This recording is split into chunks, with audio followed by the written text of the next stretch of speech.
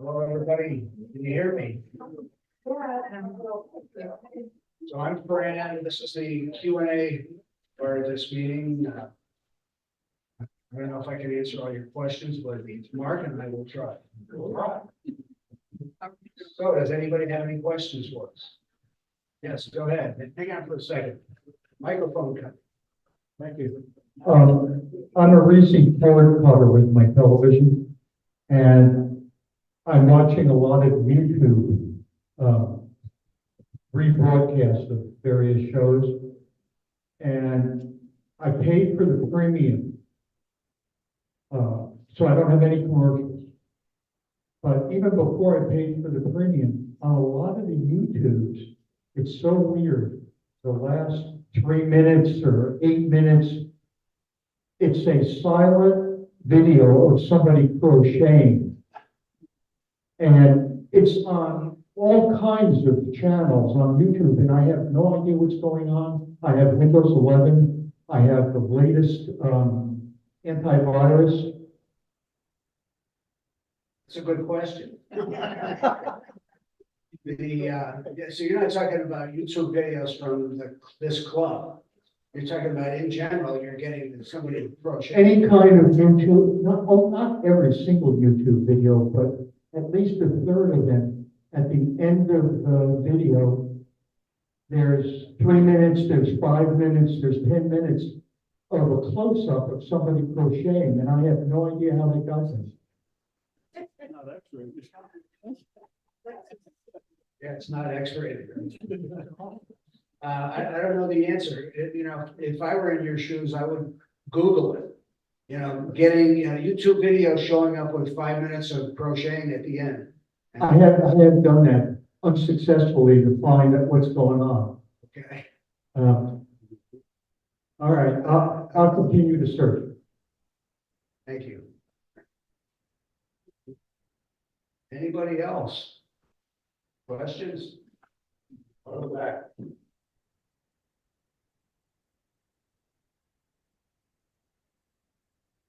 Hi, I just wanted to know, can you tell me a safe one that I can get for making sure my computer's all cleaned up? Like, is Sea Cleaner okay if it comes on and says I need to get something to protect my computer?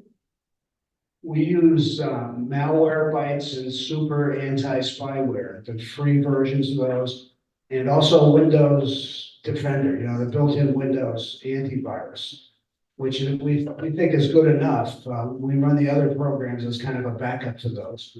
Because they're free, you have to run them manually. So we suggest like once a week, run those too.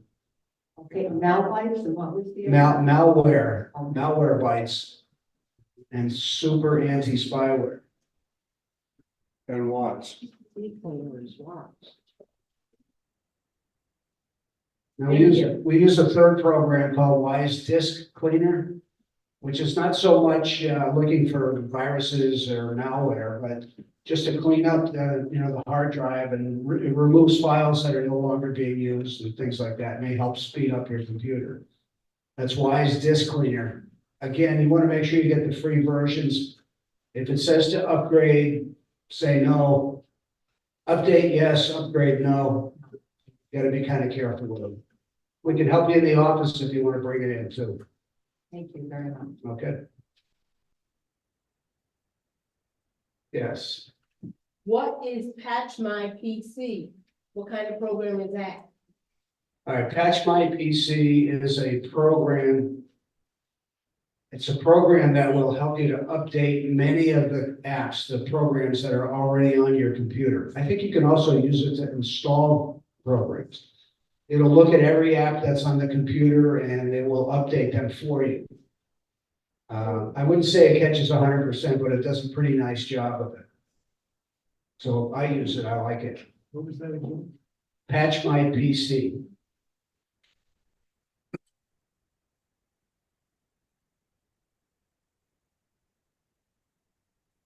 Questions? I just have something to say. Hang on, Thank you for. hang on for 1 second. Give me the mic. Thank you for moving here, because we're two of the three that were stuck in the elevator at the last meeting at the. I hate elevators in small spaces, and I don't know if Mary's here, but. I see that they got you out. And then on the way home, the police started calling me. The phone didn't work in the elevator. Okay.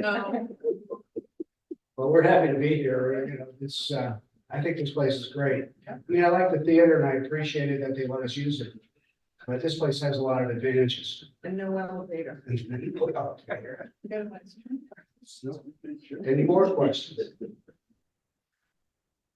I've got, you know, one last thing I'll comment on. Hey, give me a second, will you? Several people have asked about, when they go on their browser and they go to our website, CCCGC.info, they get a message that it's insecure and you have to agree to go ahead in spite of that insecurity. Ours is basically insecure. I don't think you have anything to worry about if you were putting in passwords or account numbers. You know, if this is a bank, then you'd have to worry about it. But in ours, you're just looking at what's been posted, what's been put on the website, and, you know, maybe downloading something or using a link to go somewhere else. But in general, the insecure part of it, I don't consider to be too much of a big deal in this case. It's also something that we're working on. I started looking into that a couple of months ago and ran into a couple of snags, but I'm trying to get that resolved so that it will be a secure website at some point in time. So hopefully that will happen. Lydia. I was gonna ask the membership, how much, my voice is loud. I was going to ask the membership, how many people use iPhones? iPhones. How many people use iPhones? And do you also have an iPad? Do you also have a computer with Windows on it? So when Windows goes out in October of 2025, if the current schedule goes through, you'll be able to continue to use your iPad without any problem at all. The question is, does anybody use Linux? Does anybody know what Linux is? You use it? What do you think of it? I like it. You like it? Sometimes they use Windows, sometimes Linux. I was told it was more secure with what people are using it. But I'm using the version of Bluetooth. It looks exactly, it's set up for me exactly like Windows, so I can't tell you. What do you mean that Windows is going out in 2025? The security behind Windows 10. Oh, okay. Microsoft is going to stop supporting Windows for September 2025. Windows 10. Well, Windows 10, not 11, Windows 10. And it'll continue to work. They just will no longer update it security wise. Now, you know, that may change too, because there's some pressure on Microsoft to do something different. Lydia, you mentioned iPads. This doesn't affect Apple products at all. Correct. iPhones, iPads, That's why. not Microsoft. So those will be fine. Linux is an operating system that could be used to replace Windows 10. If you have an old machine that can't take Windows 11, it may be possible to put Linux on it and make it look just like Windows. Have it be safe and secure and updated regularly for free. So that's a possibility when we get closer to the the end of Windows 10 support. We got to see what happens. There are a lot of Windows 10 computers out there that potentially could stop being updated. I don't want to say they're going to stop working because that's not going to happen. So you know, there is some pressure on Microsoft, I think, to do something. They announced that companies and individuals will be able to buy support after that. But to see how much that costs, that's all. The nice thing about Linux, like I said, it gives you the look, same look and feel of Windows 10. And most people like myself end up, what, 99% of my time, they time browsing the internet or. So from that perspective, there's not gonna be much difference. You can use, Edge actually has a version for Linux. The one that comes with it is Firefox. It works just fine. And like I said, if you do most of your browsing just on the internet through a browser, Linux may be a real good solution for a machine that may not be compatible, but maybe pretty good. Otherwise. That's gonna be up to us, I guess, to figure out how to do that and implement that. Yeah. We do have a new member that's into Linux, so he may be able to help us at least understand how to do that. No, he's still around. Didn't resign from the club. Okay. Can you talk about the advantages or disadvantages of using Edge as your browser versus one of the alternatives? And the reason I ask is Google takes me to a list of certain sites, but Edge, the first 10 on the list or 20 on the list are basically sites that want to sell me something related to my search. Yeah, that is, from my perspective, if you're looking at Edge versus Chrome, there's not a whole lot of difference. If you're doing a search, basically you're gonna, they search everything you do, and you're gonna start getting pop-ups, and they decide the order of things that come up with your search. A lot of people use DuckDuckGo because supposedly they don't collect that data. That's something you might want to consider. You can use that as a search engine, through Edge or Chrome or Firefox.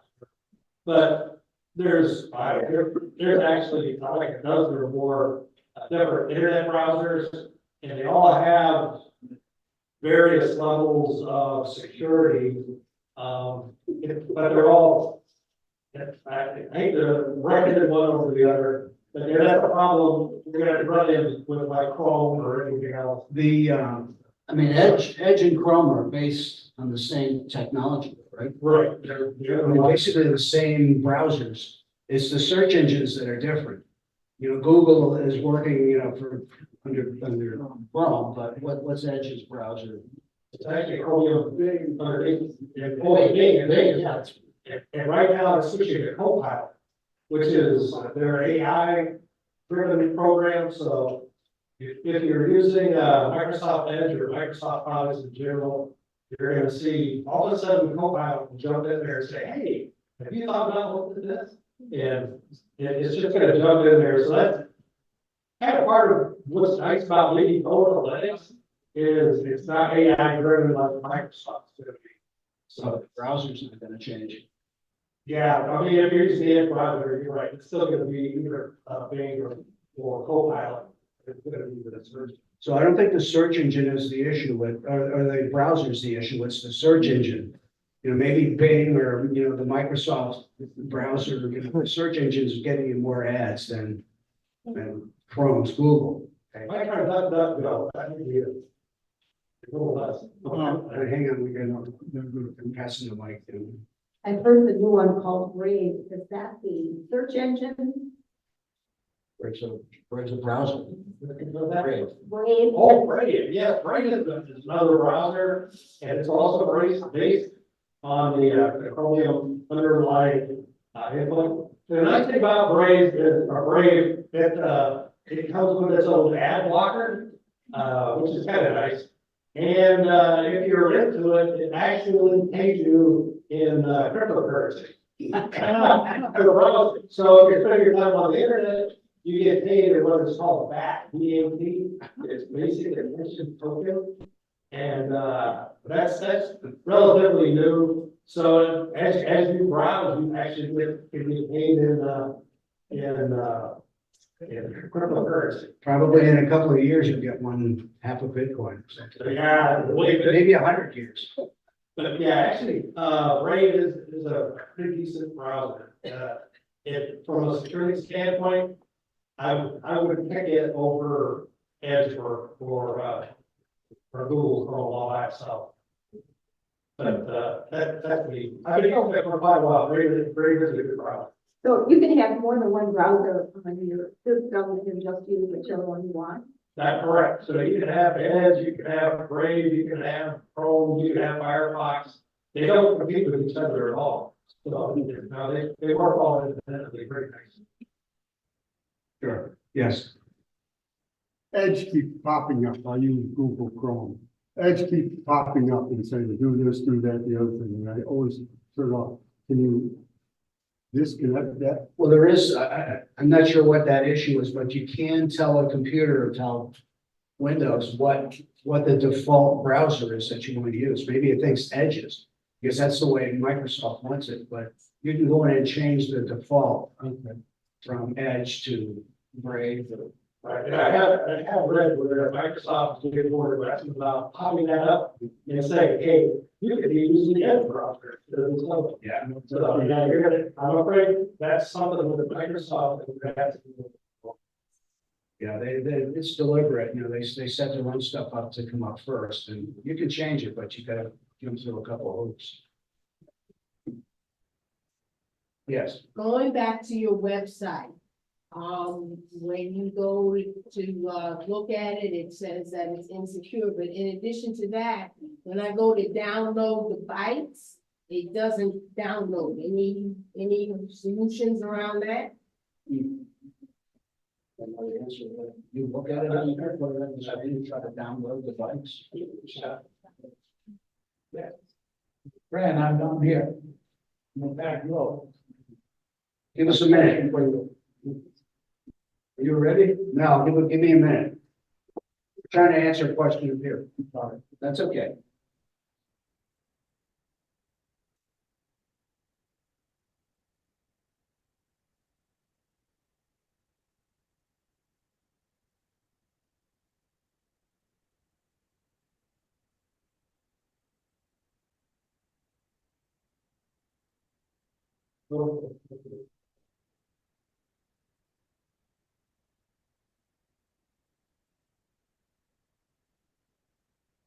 We're not gonna, you know, they're gonna have together. It's the bikes are up at the top. Yeah. Charlotte bikes. We click on the April 24 link. Yes. Really right now. And it's putting it on the computer.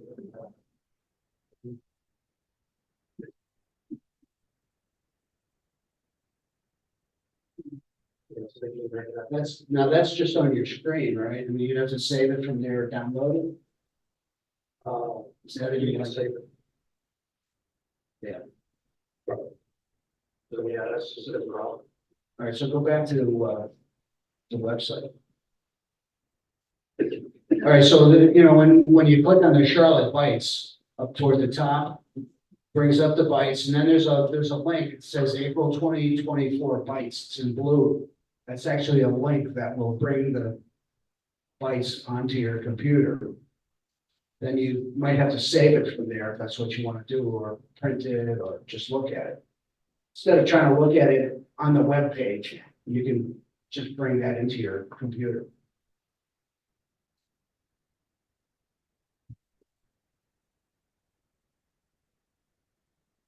Yes. Next. Harold. Hi, Harold. I have a question. Can you program a smart TV with your laptop or your computer or your phone?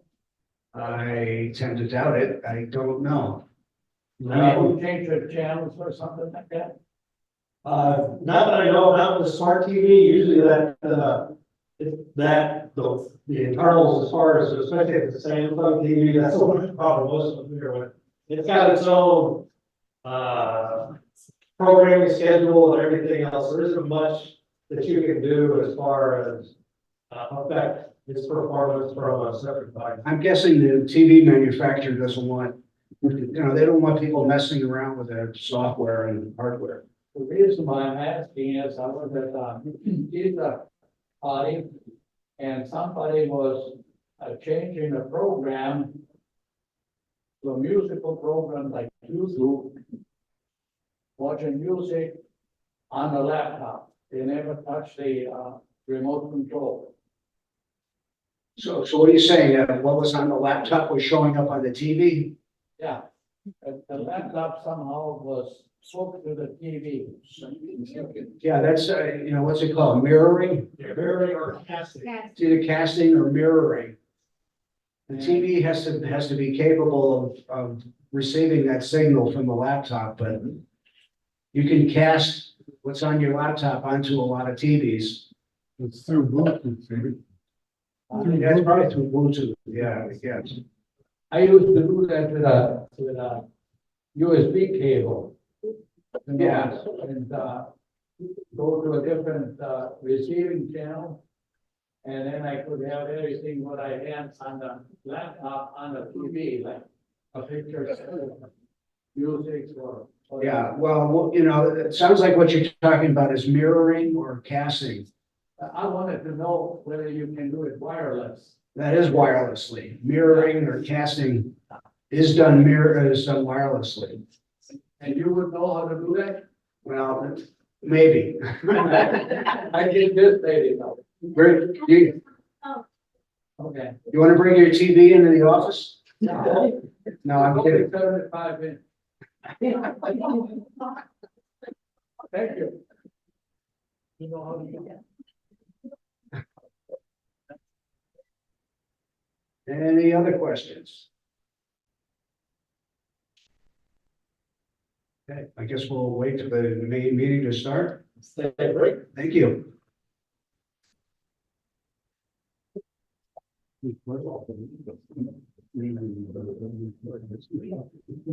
Okay, since nobody's got any questions and you got smarter than me,